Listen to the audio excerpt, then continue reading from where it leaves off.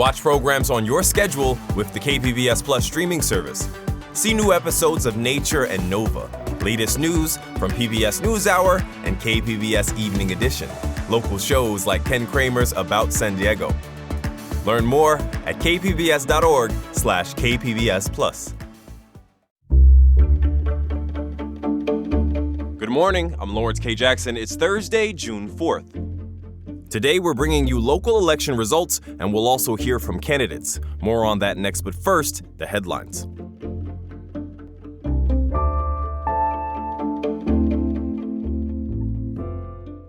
As of last night, Democrat Javier Becerra and Republican Steve Hilton were each leading their respective parties in the crowded race for governor of California. With roughly 37% of statewide votes already counted, the two are essentially tied so far. Cal Matters says it could take days or weeks to completely count all the votes. Democrat Tom Steyer sits in third, followed by Republican Chad Bianco in fourth place overall. The two candidates that are able to secure the most votes, regardless of party, will advance to November's general election. One of the most watched House races is District 48. The seat will represent voters in northern San Diego County, parts of Riverside County, and Palm Springs. It's one of the 5 red seats Democrats are hoping to flip blue following the passage of Prop 50. Early results show Republican Jim Desmond is leading, followed by Democrat Marnie von Wilpert. The two top vote getters here will also advance to the general election in November. Two professors from UC San Diego's School of Social Sciences say a shift in our cultural norms is why we're seeing more politicians using swear words. The professors say that according to their data, the F word or F-bomb has seen a significant drop in the list of words that Americans consider most offensive. They say that applies to politics too. A study that started in 2014 found a year-over-year increase in swearing in political tweets. Whether a politician cursing comes off as genuine or pandering is decided by whether it consistently aligns with the persona they've built over time. The professors add that this may not be evenly applicable across the board, as legislative behavior suggests that women and minority politicians are held to different expectations. From KPBS, you're listening to San Diego News Now. Stay with me for more of the local news you need.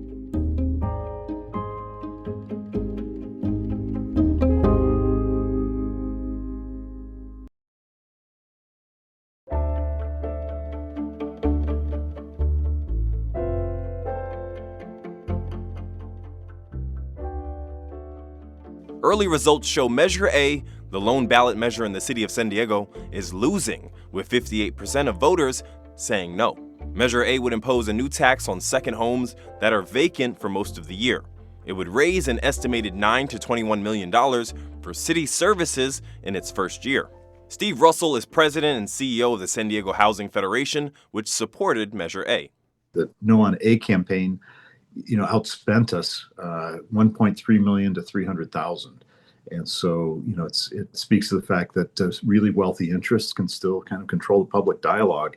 Mark Kersey is president and CEO of the San Diego Taxpayers Association, which opposed Measure A. If they really wanted to, they could have said, okay, the money raised by this is going to go into a housing fund that's going to actually pay for affordable housing or subsidized housing or anything like that. And they didn't. They just put it right into the city's general fund where it could be used for employee salaries or pensions or basically anything the city pays for. The Registrar of Voters is expected to continue counting ballots in the coming days and weeks. Sticking with the city of San Diego, in the hotly contested race to represent District 2 on the city council, Nicole Crosby and Richard Bailey are solidly in the top 2 positions. Bailey is a business owner, a former mayor of Coronado, and a Republican-turned-independent. He told KPBS that San Diego should reduce the size of its city government.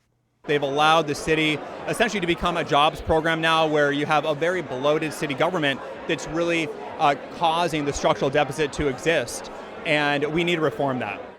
Crosby is a deputy city attorney who was endorsed by the county Democratic Party. She told KPBS she's proud to be a city employee.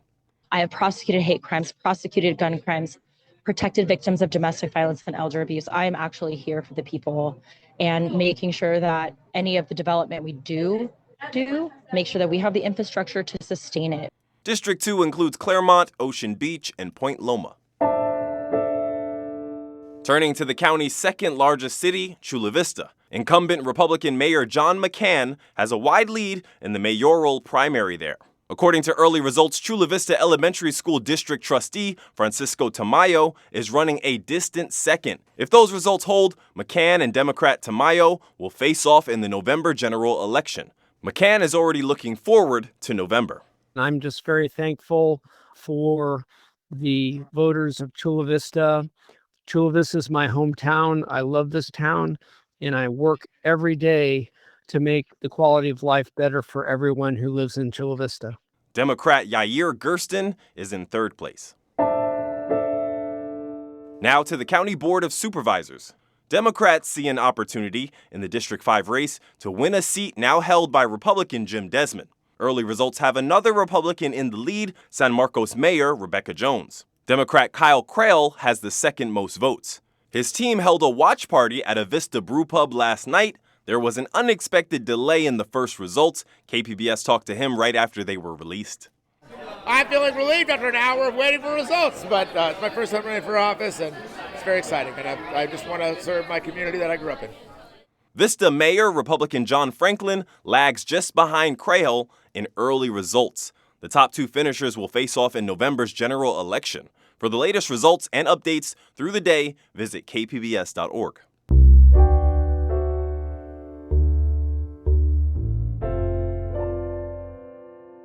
Could you save a life in 5 minutes? It's CPR and AED Awareness Week. Reporter Katie Heisen went to a free city workshop this week to learn how. Press. Well, you can tell by the way I use my walk that I won't spend no time to talk. San Diego Project Heartbeat trains people how to do CPR and use a defibrillator, or AED. Stay clear of patient. Analyzing heart rhythm. They want to make AEDs as accessible as fire extinguishers. They've helped place more than 11,000 in the San Diego region since 2001, saving 223 lives so far. Which may not seem like a lot, but if it's your loved one, it's huge. Maureen O'Connor is their program manager.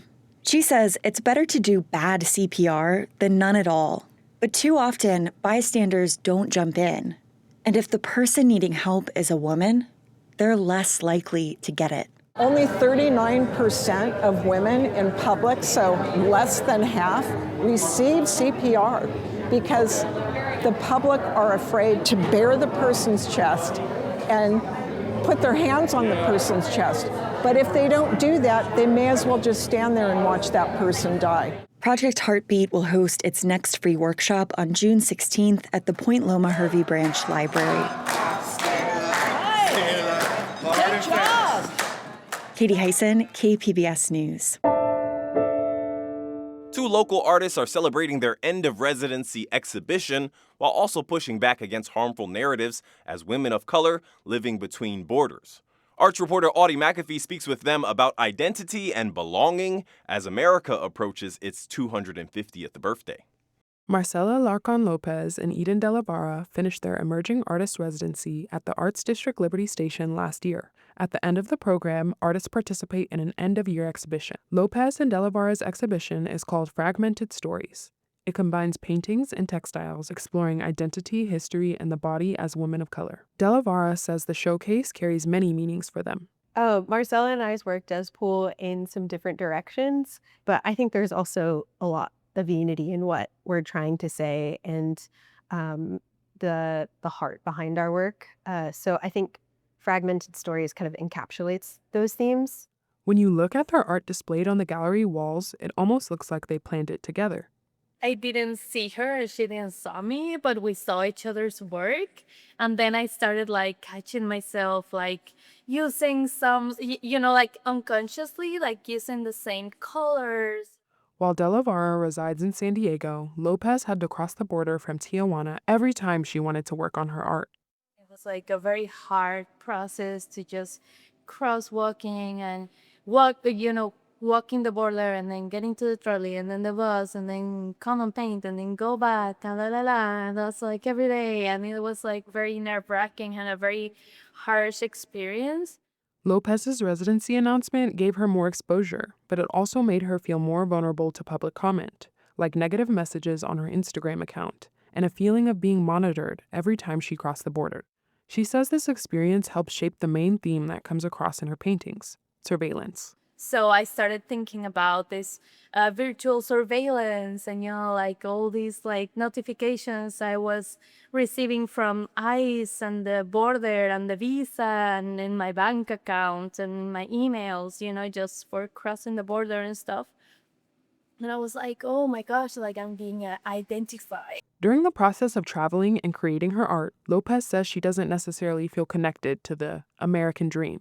I'm not an American in the America for the Americans way and all of that in a nationalist way or in a legal way, right? I am an American in the sense that I live in America, the continent. De La Vara says she also feels frustrated by where the country stands today. I think 250 years, you like see that number and you're like, wow, this is where we're at now. For all of the effort and work that's been put in, surely there should be more to show for it. De La Vara says her father is Mexican and her mother is Black. She says growing up in a country that hasn't always been kind to those communities made it difficult to fully explore her identity. I feel like I am like the product of histories that I don't have access to, in that there are voids and veils in my own family history that results in a lack of access to my own personal history and knowledge of my ancestors. And De La Vara has a personal connection to both America and Liberty Station. My grandpa came to San Diego as in the Navy, and this was the first place he came, like right before my mom was born. He was trained here. Because of the sacrifices her family made when they first came to San Diego, she says she's still hopeful about the future. I do think that one of the things that I think is beautiful about America, and specifically like being Black in America, is this like really rich legacy of creativity. And I think America is a place that is really rich with creatives of all backgrounds. De La Vara says coming together through art matters now more than ever. Each piece of work that we make like in partnership with one another is like one step closer to like building a bridge and understanding that like in many ways like we both are like American. We both live on this like continent in this land that we share. Their showcase, Fragmented Stories, will be on view at Arts District Liberty Station through July 17th. Audie McAfee, KPBS News. That's it for the podcast today. This podcast is edited by Brooke Ruth and hosted and produced by me, Lawrence K. Jackson. As always, you can find more San Diego news online at kpbs.org. Thanks for listening and have a great day.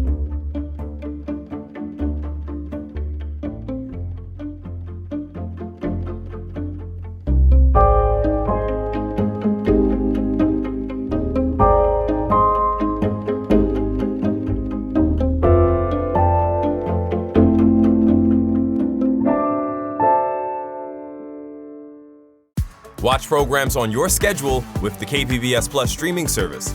See new episodes of Nature and Nova, latest news from PBS NewsHour and KPBS Evening Edition, local shows like Ken Kramer's About San Diego. Learn more at kpbs.org/KPBS Plus.